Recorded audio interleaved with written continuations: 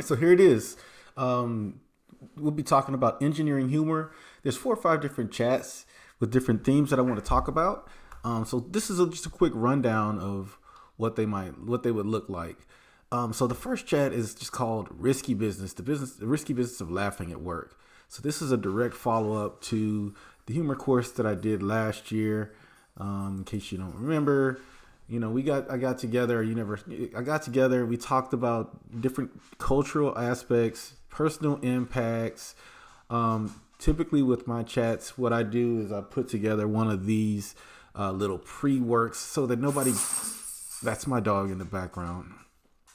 So I put together a little pre-work so nobody comes into the discussion like if you don't have can't figure out what to say. This kind of helps. So so we'll share this out just so you know kind of what we're talking about, and then during the chat, what we'll do is here's some of the things we'll talk about how to reduce the risk of actually being funny or actually laughing because it's really twofold. Talk about and expand more on some different personal benefits, team benefits. And I'm also going to share, you see right now I haven't finished here, but we'll talk about different statistics to prove to you that actually working on your sense of humor has physical benefits, has career benefits. So hopefully this would encourage more people to really take into, engineering more humor into their work experience. In the second chat, of course, it's a little bit further down the road. I want to. It's a two-part series about what if you're not funny and how do you use humor. So a lot of times, what I found is people don't want to use humor or bring humor to work because they don't feel funny.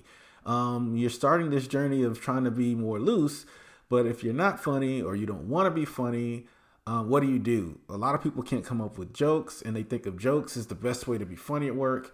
There's definitely different alternatives. So here's some different reasons why people might not feel funny. We'll kind of sketch these out.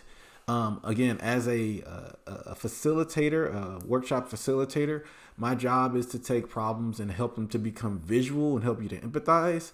So if you join this chat, we'll make it all make sense. If you feel like you're not funny, but you want to be more loose and have more humor, this is a great discussion to try to join, and then kind of also understand how much work is involved if you're going to try to add humor as a personal or professional skill.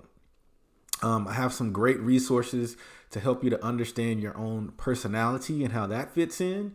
And then we'll talk about personal styles and different frameworks for identifying those personal styles other than just, your personality tests.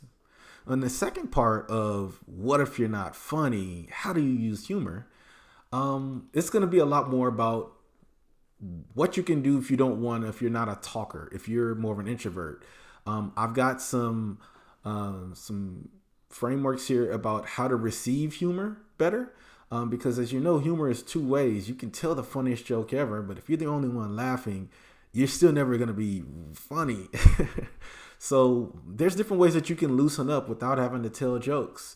Some examples of no joke humor. If you do not really want to tell jokes, getting into funny storytelling, how to find good humor and repeat it, how to lead the laughter. And that's really listening to hear when somebody else says something funny and getting everybody else laughing, and then maybe how even to use surprise. So these are different ways that you might be able to bring humor into your own personality. If you don't really, you're just not a joke teller, you're not a storyteller, you're not out in front of everybody. More for introverts or people who are just more reserved. And then in the fourth chat, what we're going to be talking about is finding common threads. So a lot of one of the obstacles that I found is you don't know, you're at work or you're with new people and you just don't know what's safe to joke about or what they might understand as a joke. This chat we will talk about, and I call them chats. Like I said, they're kind of semi workshop group discussions. In the past, what we did was we did an hour. There's little exercises. Some of these chats may be longer than an hour, of course, whichever one you sign up for. There will be a duration. You'll have an option of which chat you want to join. and then I will send the Zoom invite. They will be recorded. So if you aren't able to attend the chat, but you're interested in the topic, you can still submit the form that that you're interested in the topic, and I can send you a recap. These research sessions again are free of charge. I'm trying to build up an audience, a community around work and joy at work. So this is a great way to reach out to people who are interested. And that name of that community is called workgainperk.com. Okay, so again, that's the way these chats work. Again, this is chat 4. It's about culture. We'll talk about different cultural ties, the Eastern versus the Western point of view, because those things have a lot to do with humor, especially in a remote work culture where people are not seeing each other face to face, and you might be working with somebody across the globe. How to choose topics with sensitivity. So these are just some of the bigger overarching goals overarching topics that will be appearing in the Figuring Out Humor Culture. And then lastly, and this is probably going to be the most exciting one, we're going to actually talk about how to get started with building your sense of humor at work, at home, or wherever.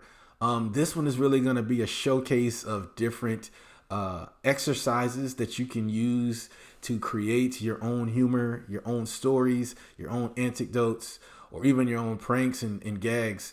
If you want to start building on your own sense of humor, that was again one of my things last year was how do I just find my sense of humor again, man? How do I bring that into a regular part of my personality? I mean, as you can kind of tell, I'm not always the funniest. I'm really interested in this topic. This is a really fun topic.